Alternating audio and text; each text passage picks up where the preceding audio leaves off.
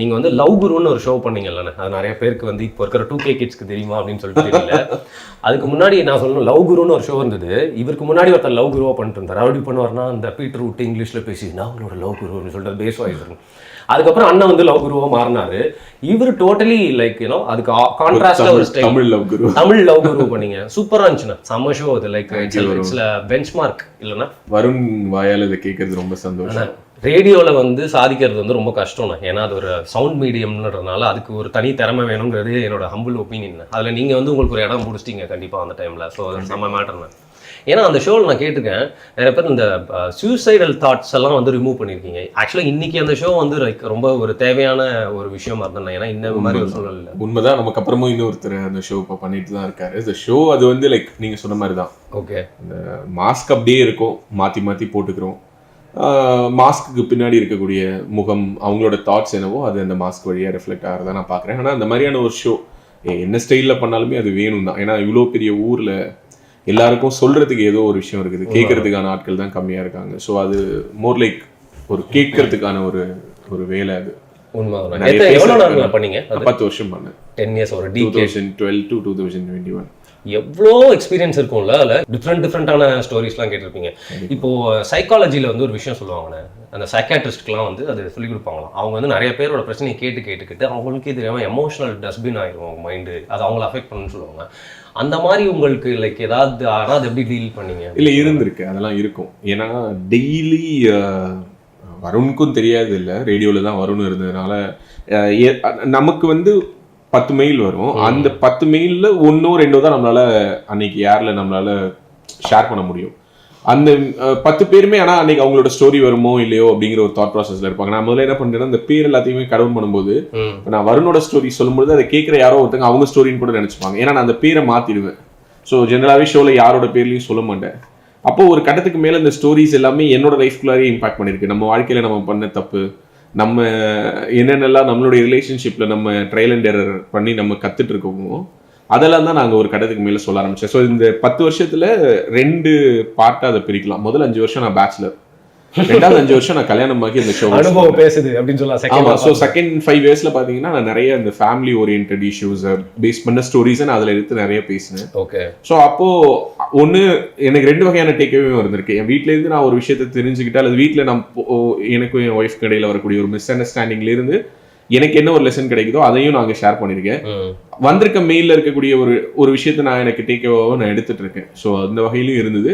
ஒரு பேர்டன் வந்து இருக்கும். அது ஒரு கடத்தில் எனக்கு அந்த ஷோ நான் கடைசியாக குவிட் பண்ணும்போது நான் அதையும் ஒரு ரீசனாக தான் சொன்னேன். ஏன்னா இது வந்து ஒரு 10 வருஷம் இந்த மாஸ்க் பின்னாடி இருக்கிறது ஒரு சஃபகேஷனாக இருக்குது. எனக்கு கொஞ்சம் ஃப்ரெஷ் ஏர் வேணும், இது போதும், நான் வேற ஏதாவது ஷோ பண்றேன்னு. பட் நமக்கு தான் தெரியும்ல, நம்ம மேனேஜ்மெண்ட் வந்து அதெல்லாம் முடியாது, உனக்கு இதுதான், உனக்கு இது செமையா செட் ஆயிடுச்சு, இது நான் வேற ஆள் எங்க பிடிக்கிறது அப்படின்னாங்க. ஸோ மேனேஜ்மெண்ட் அவங்களோட பார்வையில் அது சொன்னது கரெக்டு. பட் எனக்கு வந்து எனக்கு இது தவிர எனக்கு ரேடியோ போதுன்னு தோணவே இல்லை. எனக்கு இன்னைக்குமே ரேடியோ பண்ணணும்னு ஆசை இருக்கு. பட் அந்த மாதிரி இல்லாம ஒரு பிரேக்ஃபாஸ்டோ, ஒரு ஈவினிங் டிரைவோ, ஒரு ஜாலியா கேஷுவலா அப்படி ஒரு ஷோ பண்ணும், நம்மளுக்கு எக்ஸ்ப்ளோர் பண்ணணும் ஆசை. ஸோ இது வந்து என்னன்னா டெய்லியுமே இதுல வந்து அதே எமோஷன்ஸ், அதே லவ், அந்த அட்லீஸ்ட் சொன்ன மாதிரி 7 ஸ்வரம் தான் இருக்குதுங்கிற மாதிரி ஸ்டோரிஸும் சேம் தானே, திருப்பி பிளாட் தாங்க இருக்கு. ஸோ அந்த மாஸ்க்னு சொன்னீங்கன்னா, மாஸ்க் அப்படின்றப்போ லைக் ரேடியோலயே ரொம்ப பியூட்டி என்னன்னா, நம்ம இதுன்னு நம்மளே சொல்லாம யாராவது நம்ம வாய்ஸ் வச்சுலாம் கண்டுபிடிக்கும், அப்படியே லைக் 100 பேர் சேர்ந்து நம்மளை கைத்தட்டி பாராட்டுற மாதிரி இருக்கும். அது ஒரு ரேடியோல ஒர்க் பண்ணவங்களுக்கு தான் தெரியும். ஏன்னா நம்ம மூஞ்ச காமிக்க முடியாது. ஸோ நம்மளுக்கும் ஒரு ரெக்கக்னிஷன், அப்படி யாராவது வாய்ஸ்லாம் வச்சு நான் இந்த 10 வருஷத்துல ரெக்கக்னைஸ் பண்ணியிருக்கேன். பயங்கரமான ஒரு இன்சிடென்ட் இருக்கு. நான் வந்து ஆஸ்திரேலியா போயிருந்தேன் 2018 அக்டோபர்ல. அப்போ அங்கே வந்து என்னன்னா ஒரு இடத்துல ஒரு 7 ஹில்ஸ், லைக் இங்க உள்ள இந்த 7 மலை மாதிரி அங்க ஒரு அங்க வந்து எப்படின்னா அந்த கால் லைக் ஒரு பஸ்ல வந்து நம்ம டிக்கெட் எடுத்துட்டு இங்க நம்ம அங்க போயிடுவோம். அந்த ஏரியாவை சுத்தி அந்த பஸ் வந்து மூவ் ஆகிட்டே இருக்கும். எங்க வேணாலும் நம்ம நிறுத்தி ஏறிக்கலாம், இறங்கிக்கலாம். ஸோ அங்கே ஏறும்போது சைனீஸ் டிரைவர் அவங்க என்ன பண்ணுவாங்கன்னா, எங்கே அந்த டிராவல் போகிற ரூட்ஸில் இருக்கக்கூடிய முக்கியமான அந்த ஹிஸ்டாரிக்கல் பிளேசஸ்லாம் சொல்கிறதுக்கு நம்மளுக்கு என்ன லாங்குவேஜ் தெரியும்னு கேட்டுப்பாங்க. அவங்க சைனீஸ் பேசுவாங்க, இங்கிலீஷ் பேசுவாங்க, தமிழும் பேசுவாங்க. அவர் ஏறும்போது எங்கிட்ட கேட்குறாரு, உங்களுக்கு என்ன லாங்குவேஜ் தெரியும்? நான் சொல்கிறேன், I can speak and understand English and தமிழ்னு சொல்லிட்டு நான் போய் உட்காந்துட்டேன்.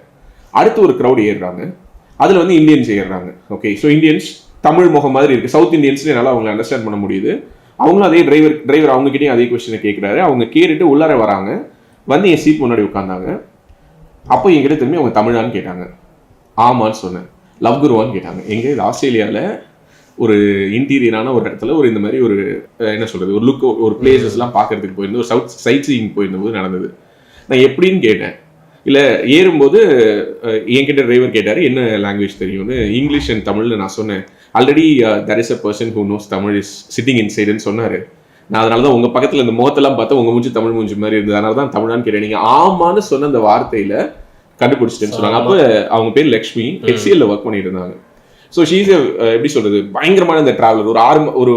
ஒரு 6 மாதம் ஒர்க் பண்ணி ஏர்ன் பண்ணிட்டு 6 மாதத்துக்கு முன்னாடி எந்த நாட்டுக்கு போகணும்னு டிக்கெட் புக் பண்ணி ட்ராவல் பண்ணிட்டு இருந்த ஒரு பொண்ணு, ஒரு சின்ன பொண்ணு. ஒரு மேபி அப்போ நான் சொல்றது ஒரு 5 years பேக் ஒரு 24-25 இருப்பா அந்த பொண்ணு. செமையா இருந்துருக்கும்லண்ணா. எனக்கு உண்மையாவே சொல்றேன், என் வாழ்க்கையில எவ்வளவோ பேர் நம்ம வாய்ஸை ரெகனைஸ் பண்ணியிருக்காங்க. ஆனா எங்கேயோ ஒரு கண்டம் போய் ஆஸ்திரேலியால ஒரு பஸ்ல வந்து ஏறுற ஒருத்தங்க இப்படி வந்து கேட்டாங்கன்னா எப்படி இருக்கும்? செமையா இருக்கும், சான்ஸே இல்லை.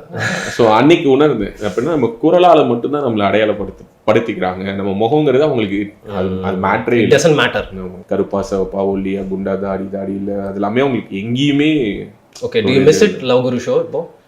இப்போ கொஞ்சம் தோணுது. அப்பப்போ யாராவது இந்த மாதிரி ஃப்ரெண்ட்ஸ் எல்லாம் வந்து ஏற்றி விடுறாங்க. இப்போ இந்த இன்ஸ்டால எல்லாம் அப்போதைக்கு ஏதாவது நம்ம பேசின அந்த பழைய ஆடியோஸ் எல்லாம் ஏதாவது அங்கங்கே சுற்றி வரும். ஸோ அப்போ அதெல்லாம் ஷேர் பண்ணும்போது சொல்கிறாங்க லைக் நீங்களே பண்ணியிருக்கலாம். அப்போது சம்டைம்ஸ் எனக்கு தோணும் ஓகே இது பண்ணியிருக்கலாமோ அப்படின்னு. ஆனால் அது நம்ம லைஃப் லாங் பிடிச்சி வச்சுக்கிற ஒரு விஷயம். ஒருத்தர் ஒரு விஷயம் வந்து பண்ணி பழகிருச்சுன்னா அதை வந்து நம்மளோட முகத்தை வச்சு நம்ம அந்த இடத்த நிரப்புறது ரொம்ப கஷ்டம். ஸோ இதுக்கு முன்னாடி வந்து அவர் பேர் கௌதம், அவர் அவரும் வந்து ஒரு மாஸ்க் போடுவார். நீங்கள் வந்து வேற ஸ்டைலில் வந்து அதுலேயே மாஸ்க் போட்டிங்க, செம மேட்டர். அது இந்த கிரிஞ்சுங்கிற வார்த்தை அடிக்கடி யூஸ் பண்ணுறாங்க இல்லைனா இப்போலாம் ரொம்ப ஓவர் யூஸ்டாக இருக்குது அப்படின்னு சொல்லலாம். ரொம்ப அன்பா ரொம்ப நல்ல விஷயம் ரொம்ப இயல்பாக எமோஷனலாக இருந்தாலே கிரிஞ்சு அப்படின்றாங்களேண்ணா. சரி இதை அந்த ப்ராப்ளம் தானேண்ணா அது. ஸோ நம்ம எமோஷன் வெளிப்படுத்தவே முடியாது அப்படிங்கிற மாதிரி ஒரு ட்ரூ. இன்னைக்கெல்லாம் நம்ம இன்னும் 5 வருஷம் இந்த ஷோலாம் போச்சுன்னா இன்னைக்கு இன்னமும் வந்து ரேடியோவை பற்றி டிஜிட்டல் டிஸ்கஷன்ஸ் நடக்கிறது இல்லை. நான் ரேடியோ பற்றி மட்டும் இல்லை, நான் ஜென்ரலாக சொல்கிறேன்.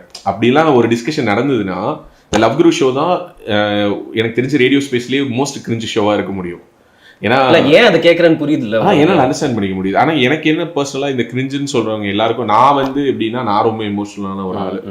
ராஜமுருகன் வந்து இந்த வட்டியும் முதலும் புத்தகத்தில் ஒரு இடத்துல எழுதியிருப்பார். என்னன்னா நமக்கு மாய்ந்து அன்பு செலுத்தக்கூடிய ஒரு குரல், மணிக்கு ஒரு முறை ஃபோன் பண்ணி சாப்பிட்டியான்னு கேட்கக்கூடிய ஒரு குரல் வந்து நம்மள ஒரு என்ன சொல்றது எந்த விதமான ஒரு எதிர்பார்ப்பும் இல்லாத நேசிக்கிற ஒரு குரலை வந்து நம்ம மிஸ் பண்ணிடுவோம். என்றோ ஒரு நாள் வந்து நம்ம திரும்ப பார்க்கும் பொழுது அந்த குரல் வந்து நம்ம வாழ்க்கையில நம்மளால கேட்க முடியாத தொட முடியாத தொலைவுக்கு போயிருக்கோம். அந்த மாதிரியான குரலை வாழ்க்கையில தொலைச்சிட்டு வாழ்ற அற்பமான மனிதர்கள் தானே நாம எழுதியிருப்பாரு. ஸோ இந்த கிரிஞ்சு சொல்றவங்க எல்லாருக்குமே நான் அதுதான் சொல்லுவேன். ஸோ நீங்க எதெல்லாம் கிரிஞ்சுன்னு நினைக்கிறீங்களோ வாழ்க்கை உங்களுக்கு கொஞ்சம் கொஞ்சமா ஏதாவது ஒரு பாயிண்ட்ல திரும்ப வந்து நின்று உங்களுக்கு டப்னு ஒரு நாள் அடிச்சோ இல்லை மெதுவா தட்டியோ சொல்லி கொடுக்கும். அன்னைக்கு you will feel like okay இதெல்லாம் கிரிஞ்ச் கிடையாது. கைதி படத்துல ஒரு டைலாக் வரும், கடவுள் நம்பிக்கை இருக்காடா, அதெல்லாம் இல்லை அப்படி சொல்லுவாங்க, கண்டிப்பா வரும் அப்படிங்கிற மாதிரி. லைக் அந்த இடத்துல வந்து நம்ம நிற்போம்ல. ஏன்னா இப்போ வந்து எனக்கு ஒரு பிரச்சனைன்னு வெளில சொன்னாலே அவனை வந்து ஒரு மாதிரி வந்து ஒரு அடையாளத்துக்குள்ள போட்டு அதை அவமானப்படுத்தினால தான் வெளில யாருமே பேச மாட்டாங்க. அவங்களுக்குள்ளேயே வச்சு வந்து பார்த்தீங்கன்னா நிறைய இன்னைக்கு வந்து லைக் ஃபேட்டல் டெத்ஸ்லாம் வந்து சூசைட்ஸ்லாம் வந்து நடந்துட்டு இருக்கு. அதுவும் இருக்கு. ரெண்டாவது நான் வந்து எமோஷன்ஸ் எப்படி பார்க்குறேன்னா இப்போ ஒரு பக்கம் சொல்கிறோம்ல இப்போ இந்த கிரிஞ்சான சீன் அப்படி இப்படிலாம் சொல்கிறோம். அது எல்லாமே வந்து ஏன் கிரிஞ்சா மாறுதுன்னா அது கன்வேயிங் சரியில்லை. ஆமாம், ப்ராப்பர் எமோஷன்ஸ்க்கு இன்னமும் தியேட்டர்ல அழதான் செய்யறாங்க. ஓகே, நான் வந்து இப்போ ஒரு ரீசெண்டா சொன்னா விஸ்வாசம் படத்தை கூட சொல்லலாம். விஸ்வாசம் படம் வந்து ஒரு கிரிஞ்ச் படம் தான் இல்லையா? லைக் ரொம்ப எமோஷனல், எல்லாருமே ரிலேட் பண்ணிக்க மாட்டாங்க, எல்லாருக்கும் அது ரிலேட் ஆகாது. ஆனா அது ஒரு பிளாக் பஸ்டர். கடைசியில வந்து அந்த குழந்தை வந்து ஓடி வந்து அப்பா அஜித் வந்து என் ஜாமீன் கொஞ்சம் பொழுது ஒட்டுமொத்த தியேட்டரும் அழுதுதான் நான் பார்த்தேன். ஸோ எனக்கு அழகு வந்தது. என் குழந்தைய முதல் நான் ஃபர்ஸ்ட் ஒரு வயசுல அவளை நான் அந்த படத்துக்கு தான் கூட்டிட்டு போறேன். அந்த இடத்துக்கு போகும்போது தான் அது புரியும் இல்லையா? மேபி எனக்கு விஐபி படம் பார்த்துட்டு லைக் அந்த அம்மா இறந்துட்டோன்னா யாரோ பாக்குறாங்க அப்படின்னு சொல்லிட்டு லைக் அது நம்ம எல்லாம் ஒரு இடத்துல வந்து இன்னைக்கு அந்த டெம்ப்ளேட் வந்து மீம் இல்லையா? கனி வந்து இப்படி தலையை வச்சுட்டு உட்காந்துருக்கிறது வந்து இன்னைக்கு மீம். ஆனா அந்த படம் அந்த பீரியட்ல லைக் 4 years இருக்குமா, 4-5 years 7 years ஆயிடுச்சு விஐபி 1. அப்ப அன்னைக்கு வந்து அந்த சீன்ல உண்மையாவே உடஞ்சிருவோம். அது அன்எக்ஸ்பெக்டடா படம் வேற ஒரு ட்ராக்ல போயிட்டே இருக்கும்போது டப்புன்னு அப்படி ஒரு சீன் வரும். இன்னைக்கு ட்ரால் பண்றதுக்கு நிறைய பேர் இருக்காங்கண்ணே. பட் இந்த மாதிரி லைக் மனிதத்துவம் அது லைக் ஹார்ட் சம்பந்தப்பட்ட விஷயங்கள் எமோஷன் அப்படின்னா வந்து எல்லாம் ஒதுங்கிடுறாங்க. சரி, அதுக்காக ஒரு விளக்கறதுக்காக தான் இந்த கேள்வி உங்ககிட்ட வந்து கேட்டேன். சினிமால கொஞ்ச நாள் நீங்க வந்து ஏடியாவும் ஒர்க் பண்ணிருந்தீங்க இல்லைன்னா, அது யார் கூட எல்லாம் ஒர்க் பண்ணீங்க, எப்படி இருந்துச்சு அந்த அனுபவம்? நான் பாண்டியராஜ் சார் கூட ஒர்க் பண்ணேன். கேடி பில்லா கில்லாடி இதுங்க என்னோட ஃபர்ஸ்ட் மூவி. அதில் dialogue write assistant dialogue write super படம். அசிஸ்டன்ட் டைரக்டராகவும் ஒர்க் பண்ணேன். எகெயின் அதுக்கு அடுத்தது அவர் கூடவே இது நம்ம ப்ரீ ப்ரொடக்ஷன் டிஸ்கஷன்ஸ் வரைக்கும் ஒர்க் பண்ணேன். அப்புறம் பசங்க 2 அதுலேயும் டைலாக் போர்ஷன்ஸ்லேயும் கொஞ்சம் screenplay and as well as ஒரு ஸ்கெடியூல் ஒர்க் பண்ணேன். அப்புறம் கடைக்குடி சிங்கத்தோட ஸ்டோரி டிஸ்கஷன் வரைக்கும் இருந்தேன்.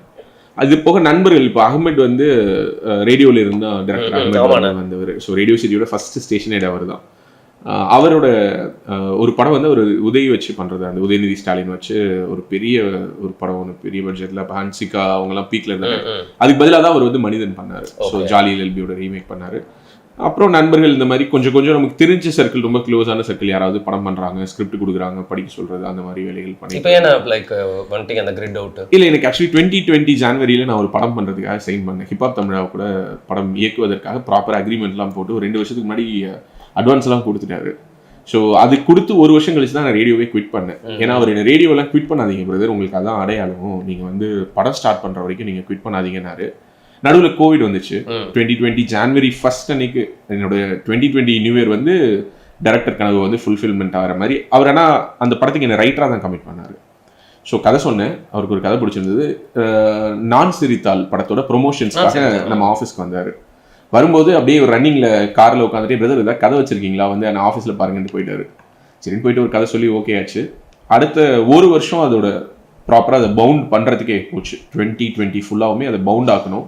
21 அது ஸ்டார்ட் ஆகும்னு பார்த்தேன். அதுக்குள்ளாமே அவருக்கு சத்யஜோதி கூட சில கமிட்மெண்ட்ஸ் வந்தது. அடுத்தடுத்து அவரும் கொஞ்சம் பிஸியானார். நம்மளும் ரேடியோ குவிட் பண்ணிட்டோம், நமக்குன்னு ஒரு சர்வைவல் ப்ரெஷர் இருக்குது. ஸோ நம்மளும் ஏதாவது ஒன்று பண்ணணுங்கிறதுனால அடிச்சு பிடிச்சி ஒரு சேனல், நம்மளோட பொலிட்டிக்கல் ஆஸ்பிரேஷன்ஸ், கருத்து சொல்கிறது, லூஸ்க்கு அப்படியே நம்ம லைஃப் ஒரு மாதிரி ட்ராக் கொஞ்சம் அப்படி டிவியேட் ஆகி. யூடியூப்ல வந்தது ஃபர்ஸ்டே நம்ம பேசு தமிழா பேசு சேனல் தான் வந்து ஆரம்பிச்சிங்களா? எவ்வளோ என்ன ஏஜ் ஆகுதுண்ணா சேனலுக்கு? இப்போ சேனல் வந்து 2 வருஷம் ஆகுது.